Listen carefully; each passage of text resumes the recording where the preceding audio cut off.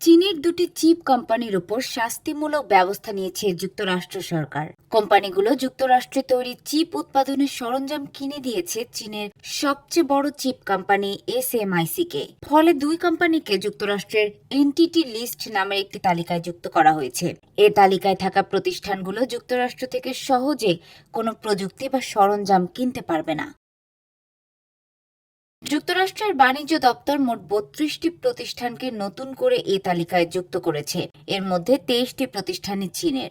যুক্তরাষ্ট্রের এনটিটি লিস্টে যুক্ত করা হয়েছে চীনের দুই সংস্থা জিএমসি সেমিকন্ডাক্টর টেকনোলজি ও জিকুন সেমিকন্ডাক্টর টেকনোলজি। প্রতিষ্ঠান দুটি চীনের শীর্ষ চিপ নির্মাতা SMIC, northern integrated circuit manufacturing corporation ও সেমিকন্ডাক্টর ম্যানুফ্যাকচারিং ইন্টারন্যাশনাল কর্পোরেশনের জন্য মার্কিন সরঞ্জাম সংগ্রহ করেছিল। ফেডারেল রেজিস্ট্রারের এক বিজ্ঞপ্তিতে এ তথ্য জানানো হয়েছে।